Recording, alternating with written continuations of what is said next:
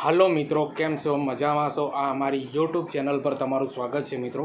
આજનો આપણો વિષય છે કે police constable 2024 model paper number 8, જેના અંદર આપણે 50 MCQ જોઈશું મિત્રો, જે તમારી પોલીસ કોન્સ્ટેબલ PSIના અંદર ખૂબ જ કામ આવવાના છે. અને અગાઉ મેં મોડલ પેપર 1 થી 7 અપલોડ કરી દીધા છે મિત્રો. ચેનલ પર જઈને તમે જોઈ શકો છો, અથવા આ વિડીયોની એન્ડ સ્ક્રીન ઉપર પણ મૂકી દે મિત્રો. અને પોલીસ કોન્સ્ટેબલ માટે મિત્રો સ્પેશિયલ મેં વિષય ઉપર વિડીયો બનાવ્યા છે. બંધારણ છે, બરોબર, ઇતિહાસ છે, ભૂગોળ છે, સાંસ્કૃતિક વારસો છે, જેવા ઘણા બધા વિષયો ઉપર વિડીયો બનાવ્યા છે મિત્રો. એની હું લિંક મિત્રો આ વિડીયોની શરૂઆતના અંદર આઈ બટન ઉપર તમને દેખાશે મિત્રો.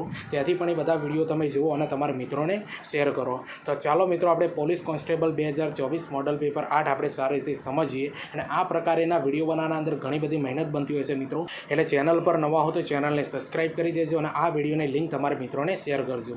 તો પહેલા નંબરનો પ્રશ્ન આપણે સમજીએ કે જેટ વિમાનમાં બળતણ તરીકે શું વપરાય છે. તો જેટ વિમાનના અંદર મિત્રો બળતણ તરીકે અતિ શુદ્ધ કેરોસીન વપરાય છે. હવે બીજા નંબરનો પ્રશ્ન સમજીએ કે ભારતના કેગ દ્વારા કઈ સંસ્થાઓનું ઓડિટ કરવામાં આવતું નથી. તો યાદ રાખી લેજો મિત્રો, ભારતના કેગ દ્વારા મ્યુનિસિપલ અંતર્ગત સંસ્થાઓનું ઓડિટ કરવામાં આવતું નથી. બરોબર, જે મ્યુનિસિપલ અંતર્ગત સંસ્થાઓ આવતી હોય ને મિત્રો, એનું ઓડિટ કરવામાં આવતું નથી. અને મિત્રો તમારા માટે એક બહુ મહત્વનો પ્રશ્ન છે મિત્રો, આ CAG કેગનું ફૂલ નેમ આવડતું હોય મિત્રો કોમેન્ટના અંદર જરૂરથી બતાવજો. બરોબર, કારણ કે એક્ઝામના અંદર પૂછાય એવું છે. હવે ત્રીજા નંબરનો પ્રશ્ન સમજીએ કે 6 અક્ષરનું નામ કાવ્ય સંગ્રહના રચયિતાનું નામ જણાવો. તો રમેશ પારેખ છે મિત્રો. અને ઘણી બધી એક્ઝામના અંદર આ પ્રશ્ન પૂછાઈ ગયેલો. બરોબર, 6 અક્ષરનું નામ કાવ્ય સંગ્રહના લેખકનું નામ જણાવો. તો રમેશ પારેખ. હવે ચોથા નંબરનો પ્રશ્ન સમજીએ કે દ્વારકા જતા નજીકનો નારેશ્વર ગોપી તળાવ તેમજ આજુબાજુના વિસ્તારને કયા નામે ઓળખવામાં આવે છે. તો દારૂકા વનના નામથી મિત્રો ઓળખવામાં આવે છે, કે જે દ્વારકા જતા નજીકનો નારેશ્વર ગોપી તળાવ તેમજ આજુબાજુના વિસ્તારને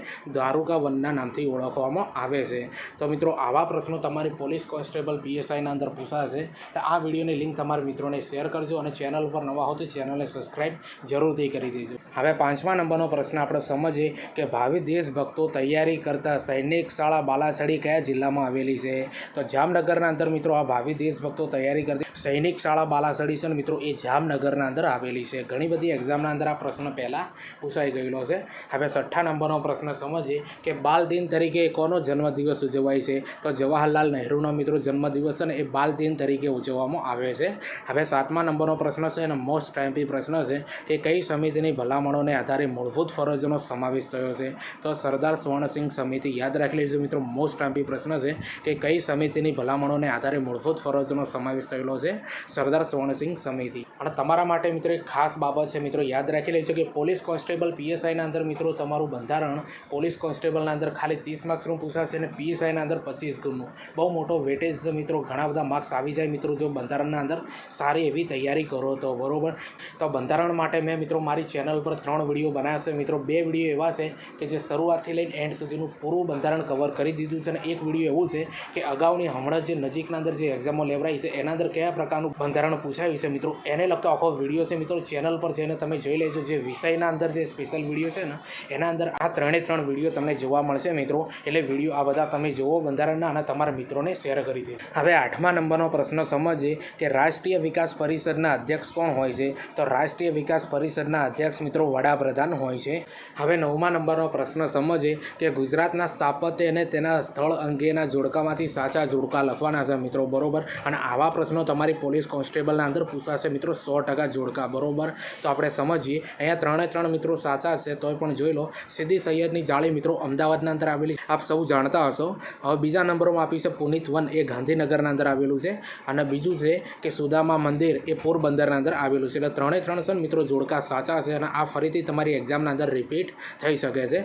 હવે 10મા નંબરનો પ્રશ્ન સમજીએ. ખૂબ મોસ્ટ ટાઈમ્પી પ્રશ્ન છે કે 74મા બંધારણીય સુધારા અનુસાર શાની રચના કરવાનું જણાવ્યું હતું. તો વોર્ડ સમિતિને મિત્રો મોસ્ટ ટાઈમ્પી પ્રશ્ન છે કે 74મા બંધારણીય સુધારા દ્વારા શાની રચના કરવાનું જણાવ્યું હતું. તો વોર્ડ સમિતિની રચના કરવાનું જણાવવામાં આવ્યું હતું. હવે 11મા નંબરનો પ્રશ્ન સમજીએ કે શેની સહાયથી અન્યત્ર રહેલ તજજ્ઞને જોઈને સાંભળી શકાય છે. તો વિડીયો કોન્ફરન્સ દ્વારા મિત્રો આપણે તમને ખબર છે કે અન્યત્ર રહેલ તજજ્ઞને આપણે જોઈ શકીએ છીએ અને સાંભળી શકીએ છીએ વિડીયો કોન્ફરન્સ દ્વારા. હવે 12મા નંબરનો પ્રશ્ન સમજીએ કે પરિક્રમા એ કોનો કાવ્ય સંગ્રહ છે?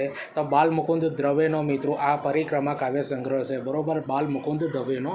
હવે 13મા નંબરનો પ્રશ્ન સમજીએ કે પ્રથમ રાષ્ટ્રીય આયોજન સમિતિના અધ્યક્ષ કોણ હતા? તો જવાહરલાલ નહેરુ છે ને મિત્રો, એ પ્રથમ રાષ્ટ્રીય આયોજન સમિતિના અધ્યક્ષ રહી ગયેલા છે, બરોબર, જવાહરલાલ નહેરુ.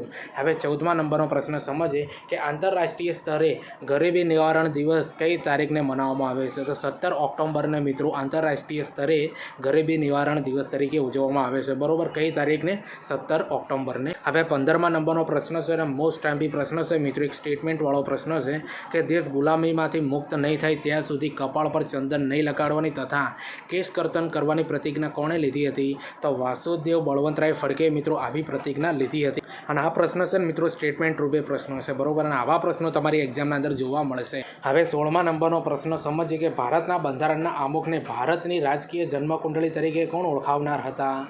તો કનૈયાલાલ મુનશીએ મિત્રો ભારતના બંધારણના આમુખને ભારતની રાજકીય જન્મકુંડળી તરીકે ઓળખાવ્યું છે, બરોબર, કનૈયાલાલ મુનશીએ. હવે 17મા નંબરનો પ્રશ્ન સમજીએ કે કયા બંધારણીય સુધારાથી સંપત્તિના અધિકારને મૂળભૂત હકોની યાદીમાંથી રદ કરવામાં આવ્યો?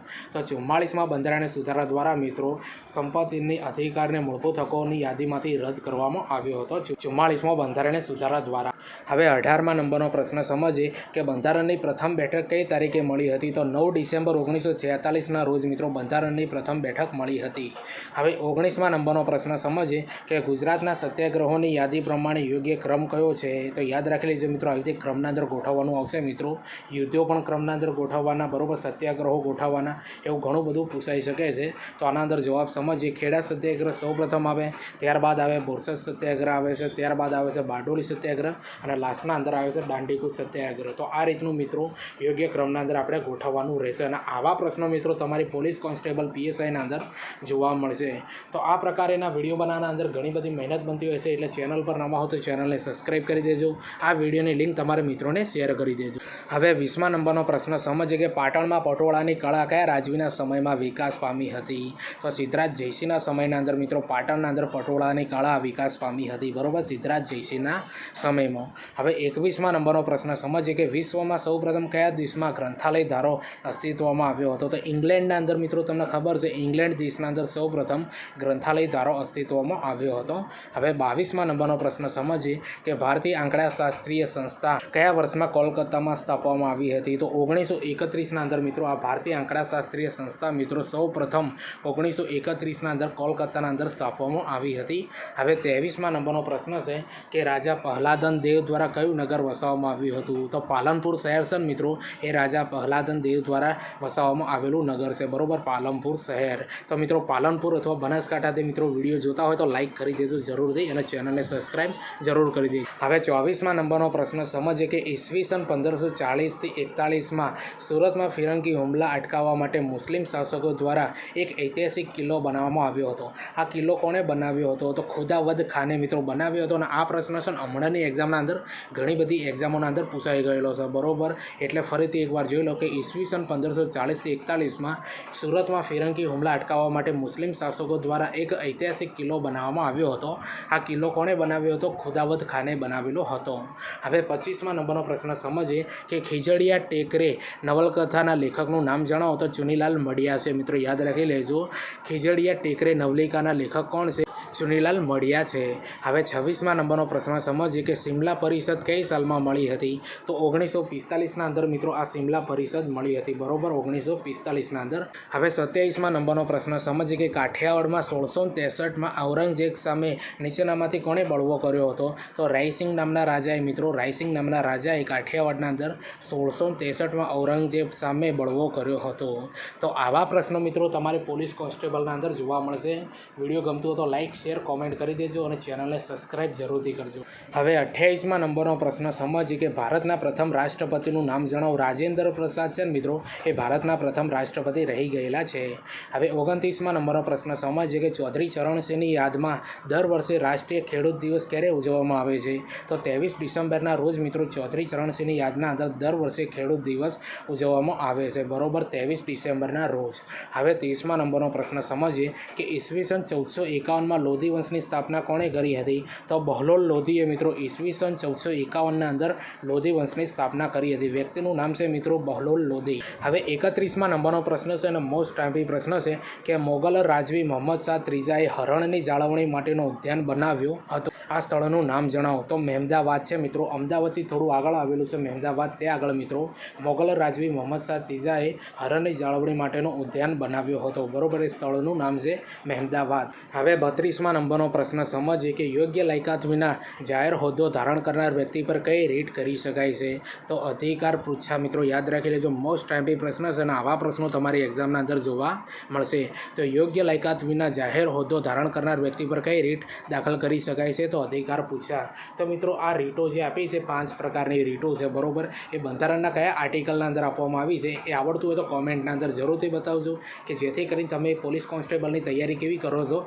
એ માપણી થઈ જાય. બરોબર, એટલે આનો જવાબ 100% આપી દેજો કોમેન્ટના અંદર. હવે 33મા નંબરનો પ્રશ્ન સમજીએ કે લુઈસ એસિડ છે તે ઇલેક્ટ્રોન જોડ સ્વીકારનાર છે. બરોબર, યાદ રાખી લેજો, લુઈસ એસિડ છે તે મિત્રો ઇલેક્ટ્રોન જોડ સ્વીકારનાર છે. હવે 34મા નંબરનો પ્રશ્ન સમજીએ કે કઈ મૂળભૂત રાશિ નથી? તો એ મિત્રો અહીંયા 4 રાશિઓ આપી છે: લંબાઈ, દળ, ઘનતા અને તાપમાન.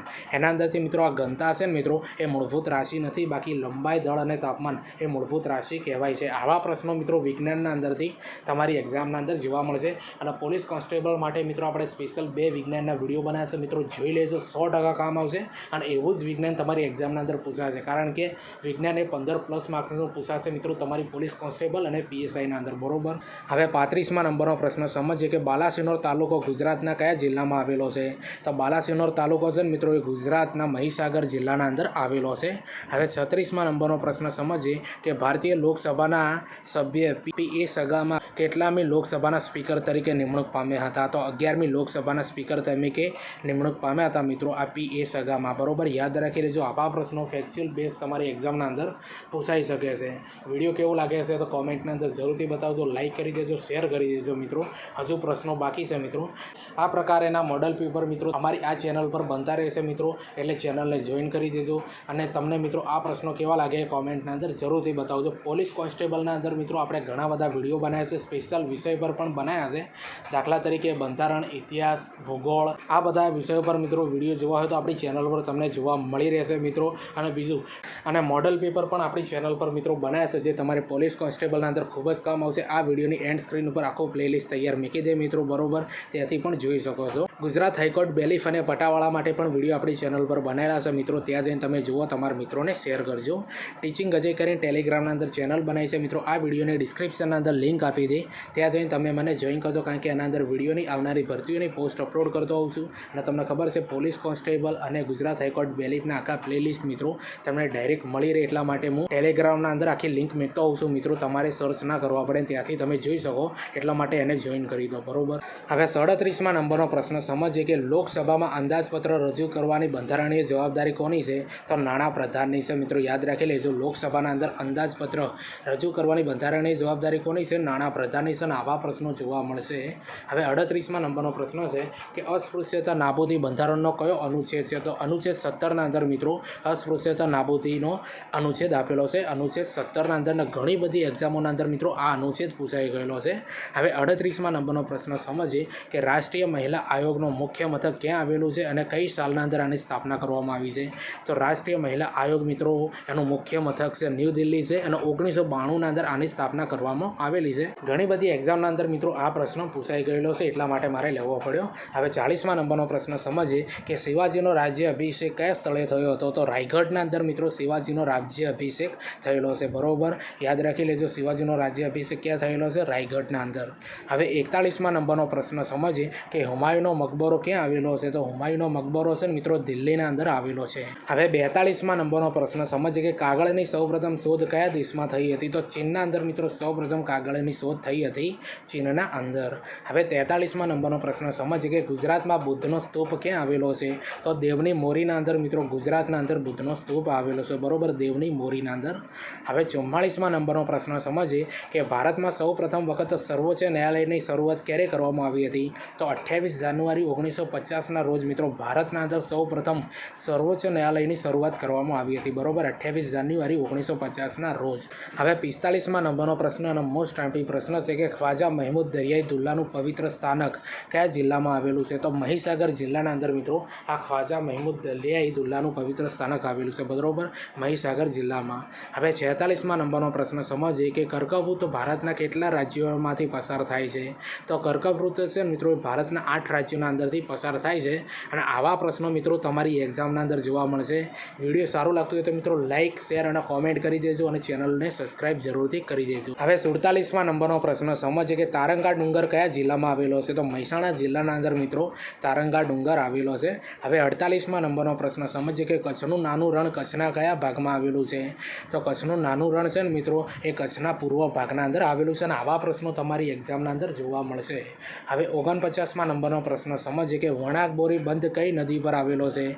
તો મહી નદી પર મિત્રો વણાકબોરી બંધ આવેલો છે. અને બીજો કયો આવે છે મિત્રો આવડતો તો કોમેન્ટના અંદર જરૂરથી બતાવજો. અને મિત્રો તમને ખબર છે કે મોડલ પેપર 8મા નંબરનો 50મા નંબરનો પ્રશ્ન છે મિત્રો. આ મોડલ પેપર નંબર 8 છે, એનો 50મા નંબરનો પ્રશ્ન આપણે સમજીએ મિત્રો કે ધાનેરા તાલુકો ગુજરાતના કયા જિલ્લામાં આવેલો છે? તો બનાસકાંઠા જિલ્લાના અંદર મિત્રો આ ધાનેરા તાલુકો આવેલો છે મિત્રો. તો આ પ્રશ્નનો લેવલ મિત્રો તમને કેવું લાગ્યું કોમેન્ટના અંદર જરૂરથી બતાવજો. અને આવા મોડલ પેપરો હજુ આવતા રહેશે મિત્રો, એટલે ચેનલને સબસ્ક્રાઈબ 100% કરી દેજો.